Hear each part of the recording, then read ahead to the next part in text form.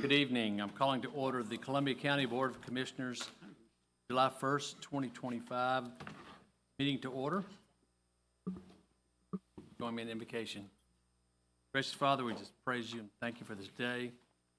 Thank you for first responders, fire, and sheriff's office, and Father, it's just top of mind as we see firemen out in Idaho faced just a really bad situation. Lives were taken. I do believe I saw where a deputy in South Carolina was killed today, and we just can't thank you enough for public servants do. But we pray for their protection, pray for the families of those lost loved ones in the line. Praying that you'd be with us, guide the decision, guide the conversation. In Christ's name, amen. Join me in the pledge. I pledge allegiance to the flag of the United States of America, the republic for which it stands, one nation, under God, indivisible, with liberty and justice for all.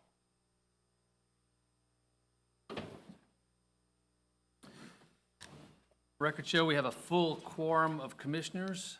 Commissioners, you have the minutes from the June 17th, 2025 meeting packet, and if you had a chance to review them, I'll accept the motion to do so. Mr. Chairman, I make a motion to accept. Second. Questions? All in favor, raise your right hand. Motion carries. I believe the agenda is set. Ready for your approval, Mr. Chairman.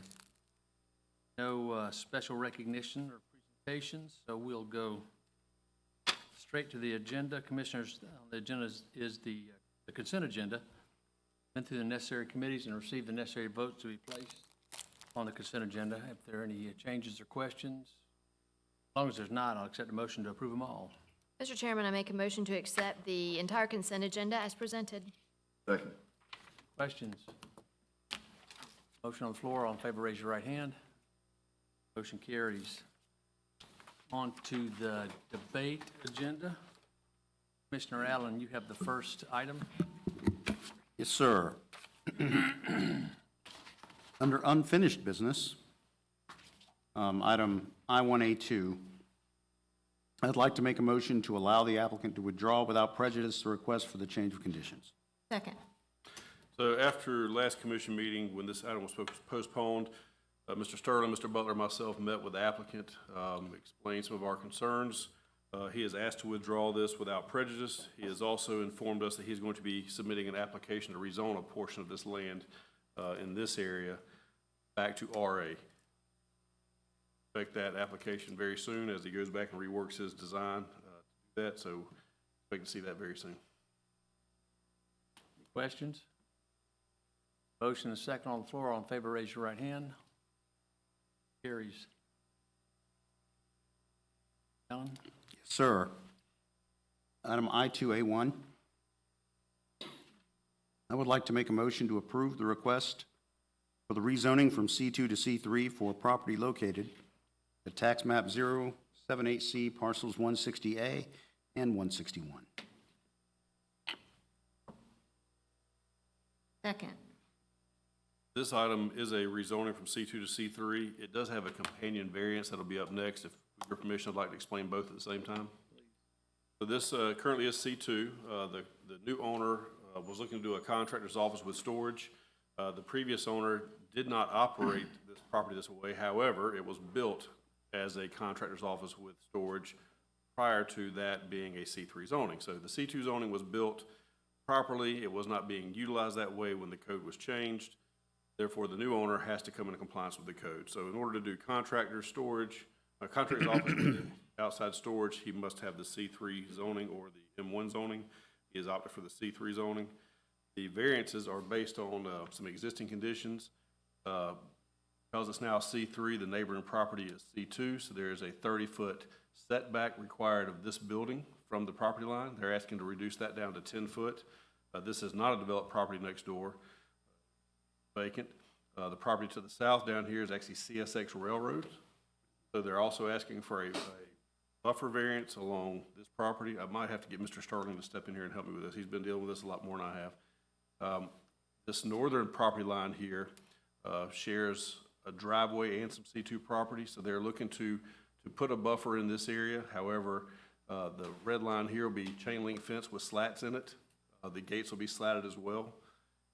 The area over here on the side will have a buffer in it, a structural buffer, 10 foot, I believe, Sterling, so landscaping and a opaque fence in that area. There are some buildings that are going to be removed from the property, as well as some awnings that are going to be removed from the building as well to help meet setbacks on the other sides of the property. So you have to answer any questions. They also are going to abandon this property line here. This is an existing property line. Red line there, that will have to be removed and make this one parcel as well. What is the zoning of the 078C162 to the left?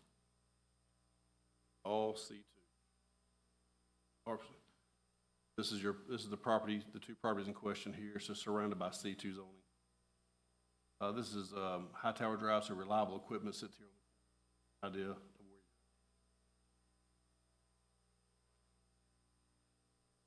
Any other questions?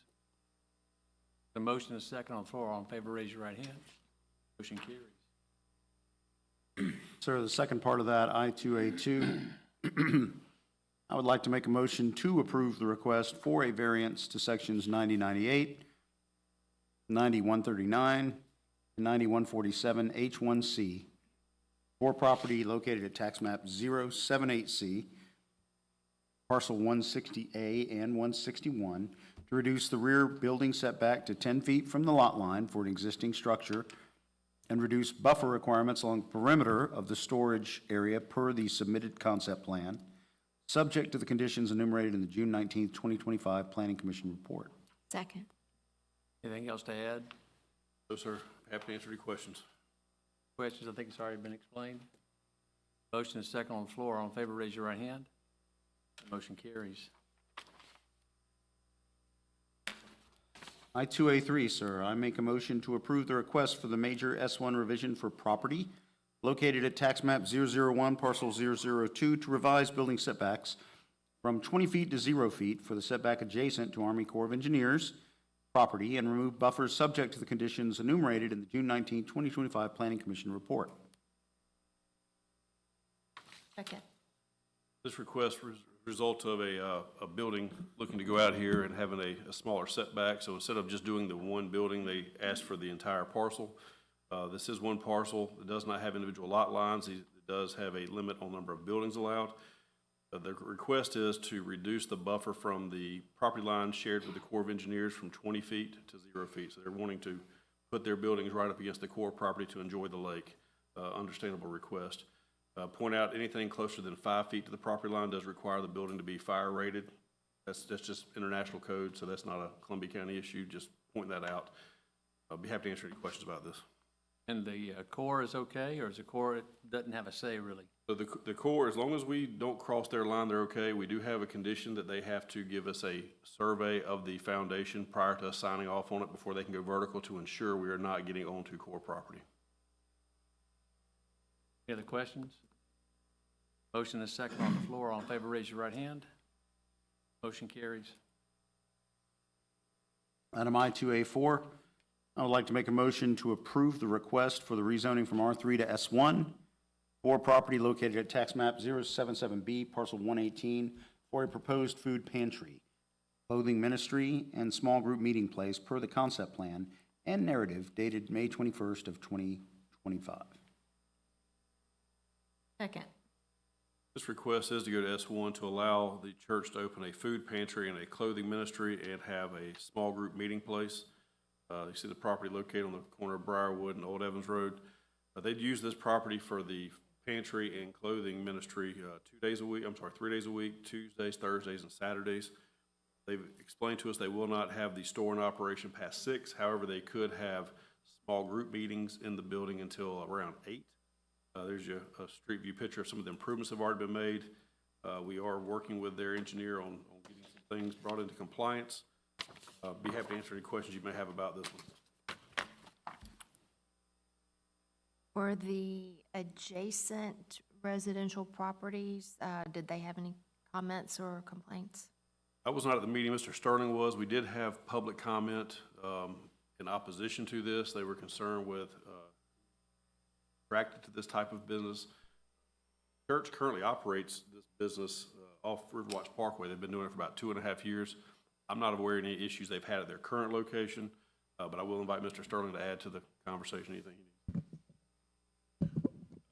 Yeah, there were a few comments, concerns related to folks worried about child safety in the area. They were worried about the traffic this would bring to their area, concerned about high rates of speed,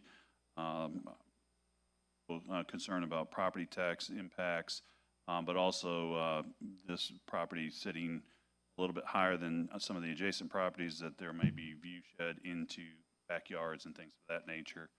I will point out that there is a required structural buffer element to this, so the fence that they have installed does meet requirements, although it does not, make it site obscuring into the adjacent properties. So there were some comments, and that was reflected in the Planning Commission minutes, attached as part of the backup. Understood. Will this remain with the same look where it still looks like a home like the ones around it, or will there be a lot of signage approved?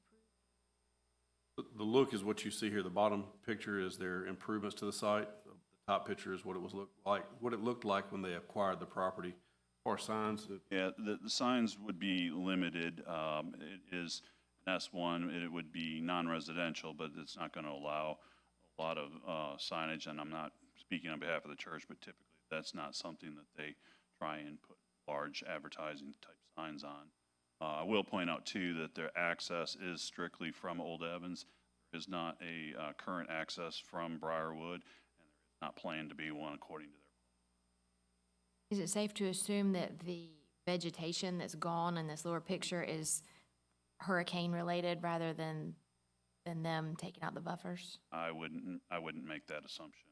I will say that as part of the follow-up to this, they will have to go and get a site plan approved through plan review, which will internal review and compliance with all applicable, in this case, in your question, landscaping requirements. So there will be additional landscaping that bottom picture does not currently show that will have to be installed as part of that process.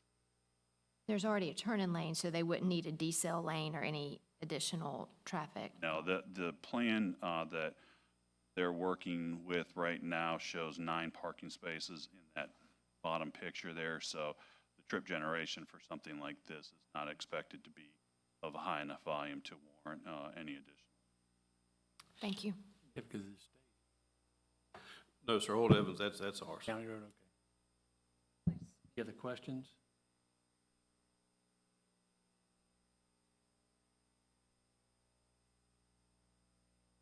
To fill out a form and request it.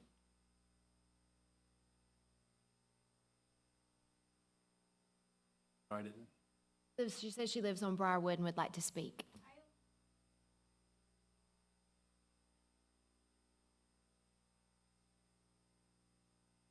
normally the procedure is that you, just to control speaking is to, folks to come in advance and fill out a form and say, so if you want to say something, please, like a minute. 60 seconds, please. Hurricane damage, all of the trees to your left of that property were trees. They did fall, however, to the right of the property, they removed half of the trees. They also removed a shed that was in the back of that property. They did not remove our fence. However, we do have children. They do come to my mother's house. That is my property. I am in the land, 4100 Briarwood. I live at 4747 Bass Drive. Currently, my name's Valerie Lamb. We are concerned about the people coming in and out to the mission. I explained to the commission that I do have a strong connection with Food Angels, and I understand what this mission does. However, I am concerned that my parents are over the age of 70, my children are under the age of 10, and that if they get murdered or robbed or something happens to them, I will hold Grace Baptist accountable for this. Thank you.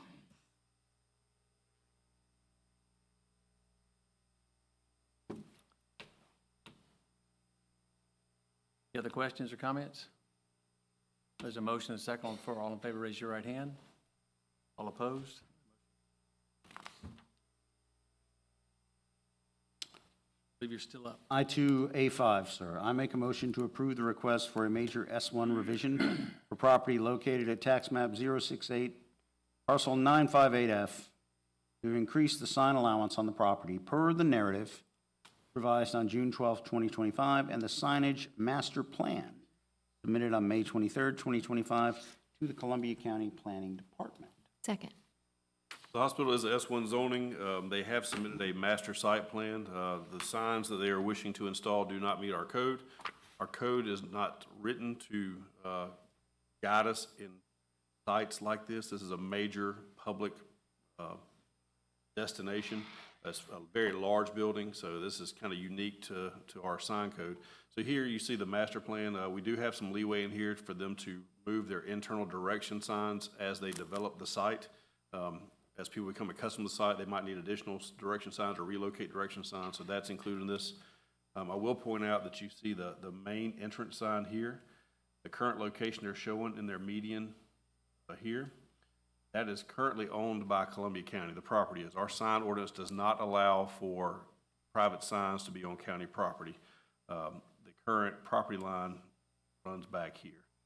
We are currently working with the hospital to abandon that property so they can purchase it from us. The property line is where it is now based on some water quality ditches we had to install when we built Gateway Boulevard. When they came in and reworked this area, they are actually going to install some infrastructure to put that underground.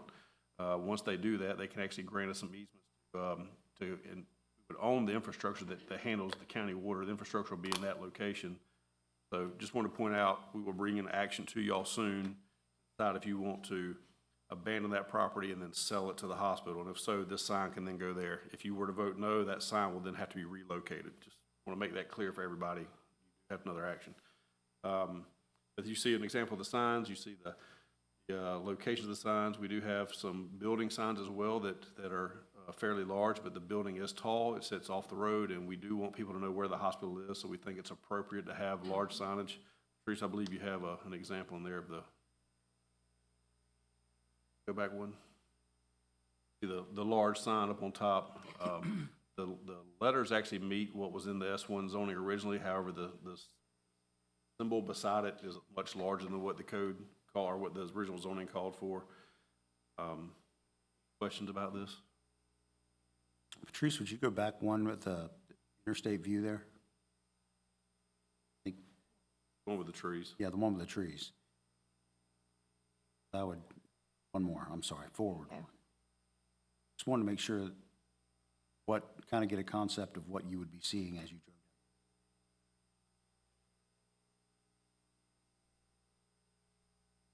I feel like because this is a hospital and we're talking about an emergency room here, that this variance to our signage policy, for identification and directional navigational purposes is very appropriate. You want people to be able to find the hospital. Any other questions? Motion is second on the floor. All in favor, raise your right hand. Motion carries.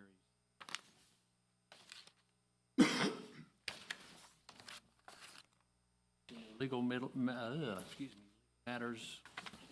request for review by committee, so we have some public comments. Still Bentz.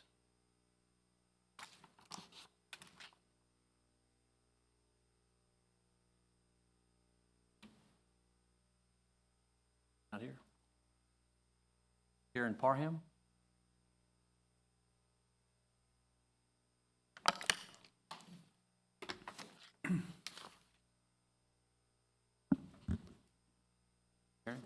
Hi, how are you? Good evening. My name is Karen Parham, 3421 Hilltop Trail. Thank you for the opportunity to speak. At a committee meeting, I spoke about the dissolution of the County Advisory Board. At first, I thought it was just paperwork, switching to a new regional board to establish policies. But no appointments have been made to the new board. You effectively created a shell of a board, so it doesn't have to hold public meetings while creating policies for the new region behind closed doors. Meanwhile, library staff are leaving in record numbers. Just because you found someone willing to carry out these policies for a pay raise doesn't make them right. Every librarian I've spoken to in Georgia and beyond considers these guidelines unethical. Most of our library staff feel betrayed. Over the past year, these policy decisions have empowered people who berated them for 3 years for doing their jobs. This has created a toxic work environment and driven out valued employees. The Evans Branch no longer even has a children's librarian, and half the circulation staff is gone. We watched all of you, except Chairman Duncan, raise your hand in support of SB 74, which would criminalize librarians. We watched genderqueer held up in this room with claims that it was written for children and people would go to jail for showing it to Boy Scouts, implying librarians should too. Yet it has always been an adult graphic novel at our library. A reminder that graphic novels are written like comic books, which can be written for any age. These actions do not demonstrate strong leadership. It's demoralization of professionals who serve this community. In December, the guidelines were forced through the regional board. New reconsideration requests were paused, and existing ones reviewed alongside a supposed library reshelving. That reshelving never happened. Then the reconsideration policy wasn't even followed. 3 librarians were supposed to review each book, but only Ms. Evans did, reporting 8 decisions to Mr. Luton for approval within 6 days of her start date. Mr. Luton emailed that there wasn't time to follow the policy before the January board meeting, although there was no reason given for this big rush. The results of the reconsiderations were chaotic. Genderqueer, an adult book, was moved from graphic novels to adult biographies, where it's the only graphic novel there. Flamer, marked as YA in graphic novels, was moved to adult fiction, again, the only graphic novel there. Drama was moved to a new middle ground graphic novel section created for just 1 book. 2 books with transgender characters were moved from middle ground to the YA room for ambiguous reasons. 6 books were appealed by the patron who wanted them all moved to adult. And the advisory board approved every decision by Ms. Evans almost immediately with no discussion, even though past appeals took months. There was no way the board read all of the books, and I'm not even sure the new county manager read all the books either. The whole process was hasty, predetermined, and politically driven. Outside of reconsiderations, 1 book was pulled for weeks after a single parent email and reappeared only after an open records request for its circulation data. 9 human sexuality books were kept in a back office for months, returning in different spots. For example, Amazing You, a preschool book naming private parts, was moved to adult. There are now no books in the sections for kids under the age of 8 that cover basic topics of private parts or human reproduction. Are parents supposed to wait until kids are 8 to teach them that they have a penis or a vagina? It would be laughable if it weren't so dangerous. When kids don't know the correct names for their body parts, they can't clearly report abuse. These guidelines don't protect children. They put them at risk just to ease some adults' discomfort with basic parenting conversations. Finally, the Greater Clark Hills Regional Library Board recently voted on revisions to these guidelines based on their attorney's advice. I submitted those recommendations to Ms. Crawley for the county record. Columbia County representatives opposed these changes and overrode the other counties, but clearly the regional board's attorneys saw legal risks with the original guidelines. Many of you present yourselves as fiscally conservative, but continually ignoring legal advice is fiscally reckless. No child under 12 is allowed in the library without an adult. The neutral position for a public library has always been that the library provides the widest viewpoint possible, and parents or individuals decide for themselves what to read in alignment with their own values. This is a public library, not a church or a political platform. Library policy should follow professional standards and reflect the diversity of our community. People make mistakes. There's no shame in admitting that these guidelines were premature and rescinding them. All they've done is create chaos, force out dedicated staff, and further stoke divisions within our community. Please, put your egos aside and rescind them. Thank you.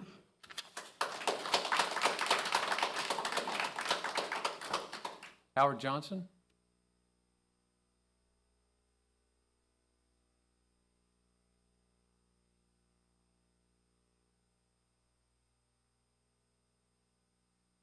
Good evening. My name is Howard Johnson. I reside at 252 Silver Maple Road. Firstly, I would like to commend the Community Emergency Services Committee for item H1F, dissolving the Columbia County Library Board of Advisors. As I have mentioned at many other meetings, I am displeased with the fact that non-experts have been appointed to these positions, and I'm glad that we have a clean slate and you have given yourselves the opportunity to, again, appoint experts who know how to run a library to positions of authority with our library. I've got a lot going on in my life. I didn't sleep last night. I'd much rather be at home in bed, but this is something that is important to me, and that's why I'm here to address you this evening. I make time for the things that I care about. Moving forward, as this board considers those that they will appoint to the Columbia County Regional Library Board, I would like to remind you that I will be here at every meeting. I've seen your body language. I've seen the way you act. I know that many of you are irritated as these meetings are dragged on due to public comment. I will be here at every meeting to make the meeting last an additional 5 minutes. And the one way you can get me out of your hair is to simply appoint experts, appoint people who have knowledge in running libraries, who have a master's in librarial science, who know what they're doing and can best serve our community. I don't want to see unqualified people on this board, and I hope that you will consider that moving forward. Thank you.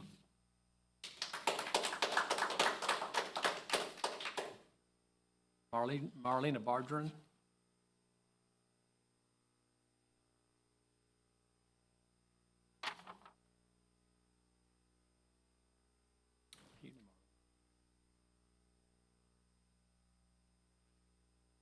Thank you for this opportunity to speak. Marlena Bergeron, 2545 Willow Creek Court. My pronouns are she and her, and my iNaturalist handle is Sparkleberry Finn. I have to share, my son and I are listening to an audiobook, and a parent challenged a library book, and they pulled it off the shelf because the character had no pants. The name of that book was Commando Crocodile, and that's from the Diary of a Kid series. Chairman Duncan, I want to thank you for that invocation. We also thank this week our patriots, all our troops who sacrifice so that we may have freedoms, freedom to assemble, freedom to read, and freedom to speak, even to criticize our public leaders, because it's an American birthright that when necessary, no elected official is above respectful ridicule. And that's what makes this a government of the people, by the people, and for the people. This beautiful county is the land of the free and the home of the brave. I'd also like to pray for our librarians who find ways to deliver delightful programs and serve us with a smile, even with all the recent upheaval, who fill our kids' eyes and our own inner child with wonder and joy when we see the enchanting decorations like the Color Our World summer program. I thank Elizabeth Hobbs for her Instagram posts with library updates that were so fun and charming, and I miss them. Librarians are punctilious, organized, and on point when it comes to promoting literacy, following professional procedures, and they don't play politics, which is why most people trust librarians more than politicians. But bombshells keep dropping, and last week, while we were at a library program watching a magician do a shell trick game, you were doing your own, announcing that there would be no more county board and no more meetings. So we'll just have to come here to yours. And I think changes to the public library should be announced to the public. All this scuttlebutt to appease the Pharisees and Sadducees who want to reshape our library, even though none of them have library training. Even though we're starting our own region, it doesn't mean we get a different set of policies and shelving rules that permit discretionary discrimination. An example of this right now is one of our books by Becky Albertalli is in the adult section. Ours is the only library out of 70 libraries in the state of Georgia that doesn't have this book in the young adult section. Even our almighty God the Father did not hide the tree of knowledge. So what's happening at our library? It is absurd, isolated, and unconstitutional. But what upsets me most is that librarians have been slandered as groomers, a serious accusation. So what happened to "you shall not bear false witness against your neighbor"?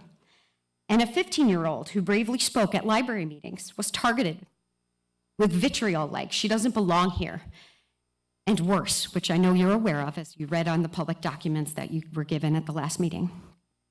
If you don't publicly oppose this kind of hate, you are a tacit participant, and we cannot have leaders manipulated by propaganda, scapegoating 1% of the books as justification for cleaning up the library. Commissioner Caraway, those were your words when we met last summer.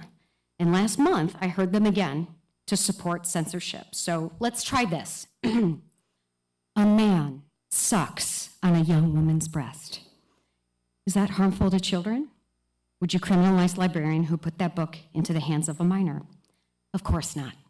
Dr. Caraway wouldn't, and English teacher Mrs. Bobby Rhodes would know better, and so would you if you remember your training to not judge a book or a person until you've read the whole story. The scene is haunting and suggestive, and especially if you imagined it as a graphic novel. But it's from John Steinbeck's Grapes of Wrath, and it's about a tender moment of compassion, self-sacrifice, and nourishment when Rose of Sharon loses her baby but offers her breast full of milk to a starving old man. It's one of my favorites, and it speaks to hungry, angry, independent farmers just trying to feed their families through the Great Depression and the impact and waste from corporate greed. Shakespeare's Twelfth Night is full of gender-bending cross-dressing. Henry Miller's Tropic of Cancer, even abridged, would make you blush. And yet no one's trying to ban those. They were written 85 or more years ago by white men. Not all the classics are for kids, and current books should not be demonized. It should be a parent's decision if they approve and if their kid has the literary chops to handle these tomes. The books being targeted today, often by women, people of color, or queer authors, or all three. Some of the books are award winners and bestsellers. And when 2 years ago I was advocating for preserving our trees as God-given mitigation against climate change, instead of building redundant gas stations, I was told, progress. We need to accommodate a growing community. We have to do what the market supports. You argue the polar opposite at the public library. The nonsense, hypocrisy, and hate speech need to stop now. We're better than this, and we should seek a common goal, not fabricate convenient enemies and scapegoats. Enough is enough. So for all your conservatism, it also disappoints me that you don't speak for more conservation. I was upset about 12 acres, so the 1,900 acres of old white oaks, mind you, white oaks that we nor our children nor our children's children will ever see again in this lifetime. White oaks that absorb stormwater at higher elevations and protect our sensitive watersheds that you earmarked as important in the Vision 2035 plan. White oaks, which are the best tree in an ecosystem to feed and support biodiversity and host over 500 species of Lepidoptera caterpillar, which makes up 90% of baby birds' diets. And even God loves diversity because he made all of them. And he told Noah, take 7 of every kind of bird to keep their various kinds alive. The residents and the farmer from Appling who spoke to you last month know everything will be fundamentally and forever changed when a 3-square-mile data center is built, the largest in Georgia. The county is a little over 300 square miles, so this is 1% of our green space being converted into concrete and generators. And for what? So that we can have more digital AI slop and 5,000 photos instead of 50. You're fixated on cleaning up 1% of the books when you're ready to trade out 1% of our beautiful land. And books don't impact my family's air quality, our stormwater, nor our local farmers' way of life. So I urge you to protect our liberties, our libraries, and our land. Rescind the unconstitutional guidelines. Don't let fear, propaganda, or politics dictate what stories are told or obscured or eradicated. And don't sell out our priceless natural resources for Marlena. ephemeral gains. Thank you. Last but not least, this is one of my favorites. We don't need more money. We need commissioners who stand for all citizens, all farmers, all children, and all stories.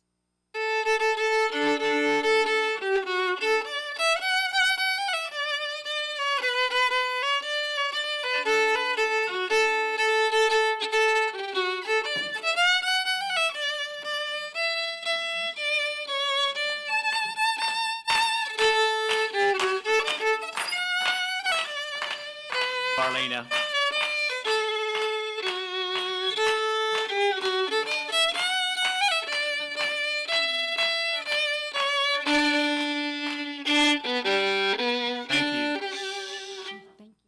Thank you.